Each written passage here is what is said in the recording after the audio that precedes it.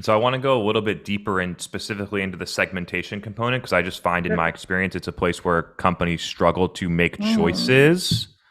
I'm sure you see this Yep. in your point too, right? Everyone wants to sell their product to Everyone wants everybody. to sell to everybody. Yeah. Yeah. And so talk through some practical ways that you help, that you've either done in I know you've launched a lot of different products. And so either have you done in your career, you help your customers kind of think through segmentation. Yeah. So here's the biggest problem that people have with segmentation. Often we do segmentation in a way that's completely divorced from our product. And so it is kind of what I would call aspirational segmentation. So we're all going to get together in a room and say, who do we want to sell to? You know, I've sometimes you'll get like, the been in CEO those will come meetings in and before. say, darn it, you know what we want? We want Fortune 500 companies. That's what we want. That's our segmentation. Let's go get it. Right. And and that's kind of nonsense because maybe we don't have the right product to sell to Fortune 500 companies. And so I think a much better way to go about it is to say, well, what are the other choices that customers have? Because there's lots of ways to solve a particular problem. Every market we're in is competitive, so customers have choices. Here's all the other choices, but you will have some capabilities that are unique and differentiated. And you can list those and say, well, you know what? There's lots of other choices, but only we can do this, this, this, this, this. And you go, okay, here's all the things we can do that the other folks can't. Then if you lean back and say, well, so what for those features?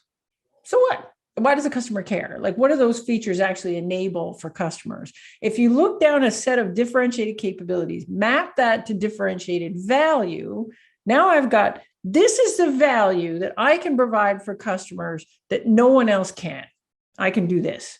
Now, once I have that, now I can figure out segmentation, because essentially what I want to do is say, well, let's say I've got a product and what it does is it does invoicing, which is really good software for invoicing. But when I look at my differentiated value, my thing, like, it does an amazing job of doing mass invoices. Like, oh, you got a whole bunch of them do all at once. This thing makes it really easy to do that. Well, then you lean back and say, well, I could sell this thing to anybody that needs invoices. But if you're not doing mass invoicing, I kind of got nothing for you, really, that's special. I look just like Mhm. everybody else. But if you got mass invoicing, now we got something. So then you might say, well, who does mass invoicing? Well, maybe I've got, a lot of suppliers, or I've got a lot of customers, or maybe I've got, loads and loads of temporary workers. I can back up and say, what are the characteristics of a customer that make them really care a lot about this unique value I can deliver that no one else can?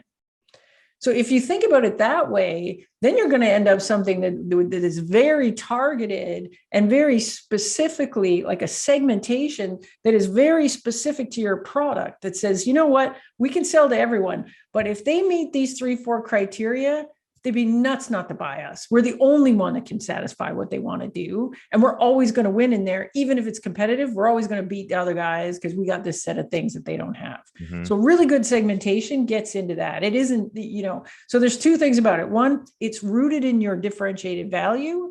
And two, it's specific enough that it's actionable. Meaning, if I've got this set of criteria, if I had to, I could go make a list. If I'm in marketing, I could figure out, where do companies like that hang out? What do they read? What do they consume? What influencers do they care about? And I can actually go target them. So really good segmentation, one, is really specific on what makes a good fit customer. And two, it's actionable enough that marketing and sales can then use it to narrow down who it is they want to focus on, which is the whole point of having the segmentation in the first place. Mhm. I considered that process identifying where you have the unfair competitive advantage to win, Exactly.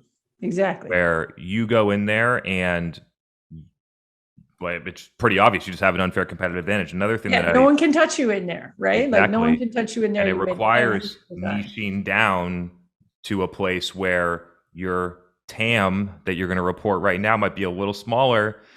But the key, another thing that I wanted to point out there, is the segmentation is only for the product as it stands right now.